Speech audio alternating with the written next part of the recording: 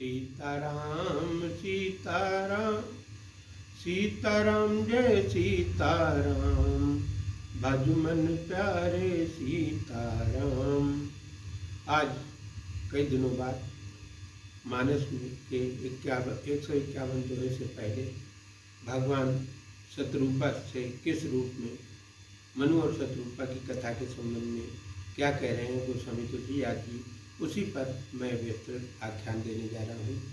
तो गोस्वामी जी कहते हैं कि प्रभु परंत सुट होत डिठाई, यद्यप भगत हित तुम्हें सुहाई।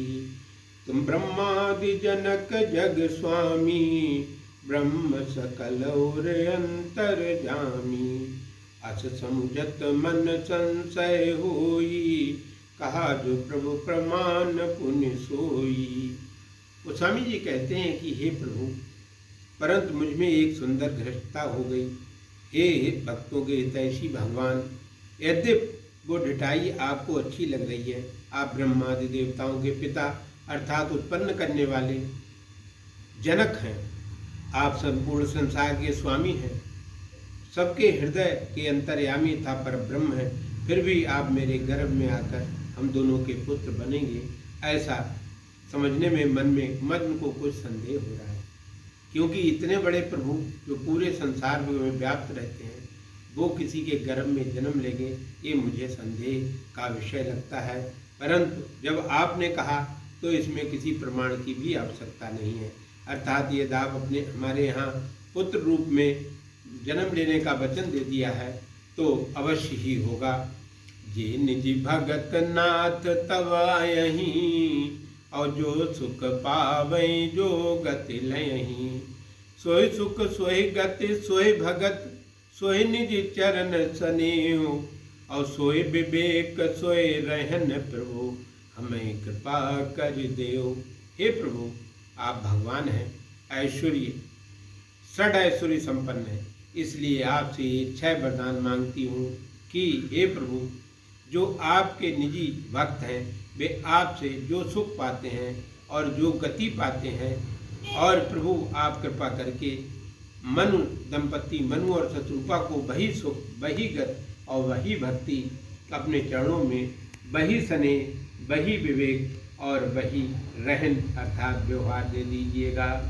आगे गोस्वामी जी कहते हैं, इन गूढ़ वचनों को सुनकर गोस्वामी जी कहते हैं कि सुन मृदु गूढ़ रुचिर बच रचना, कृपा सिंधु बोले मृदु बचना।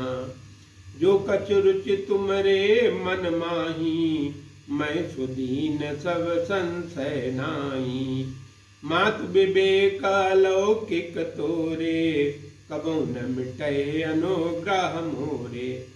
मनु और शत्रुपा जी के कोमल और गंभीर वचन की रचना सुनकर कृपा के सागर भगवान कोमल वाणी में बोले, हे माँ, आपके मन में जो कुछ भी रुचि है वो मैं सब मैंने दे दिया। आपने जो वर मांगे वो सब कुछ दे दिया, इसमें अब आप संशय छोड़ दीजिए, किसी प्रकार का संदेह ना करें। मैं आपके गर्भ में पुत्र रूप में उत्पन्न होऊंगा और कृपा से आपका ये अलौकिक विवेक कभी नहीं मिटेगा, ये आपको सदा याद रहेगा। बंद चरण मन कहो बहोरी, अवर एक बिनती प्रभु मोरी। सुत विषयक तब पद रत होई, मोहि बड़ मूढ़ कहे किन कोई। मन बिनु फन जिम जल बिनु मीना, मम जीवन तिम तुम्हें अधीना।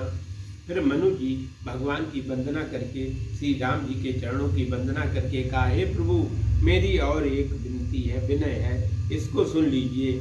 मैं आपके चरणों में मेरी पुत्र विषयक रति हूँ, अर्थात मैं वत्सल रस की मान्यता के अनुसार आपकी उपासना करूँ और मुझे बहुत बड़ा मूर्ख क्यों न कहें, अर्थात भले ही मैं लोगों की दृष्टि में बहुत मूर्ख रहूँ, परंतु जैसे मणि के बिना सर्प नहीं रह सकता है, जैसे जल के बिना मछली नहीं रह सकती है, उसी प्रकार मेरा ये जीवन आपके ही अधीन रहे।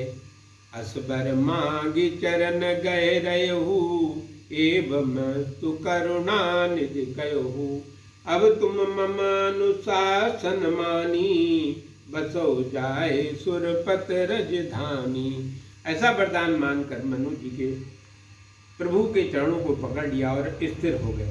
करुणा सागर भगवान ने कहकर फिर कहा, हे मनु, अब आप मेरी आज्ञा मानकर माता शतरूपा के साथ इस लोक में जाकर राजधानी अमरावती में निवास कीजिए। सीताराम हनुमान, सीताराम हनुमान, सीताराम हनुमान, सीताराम हनुमान।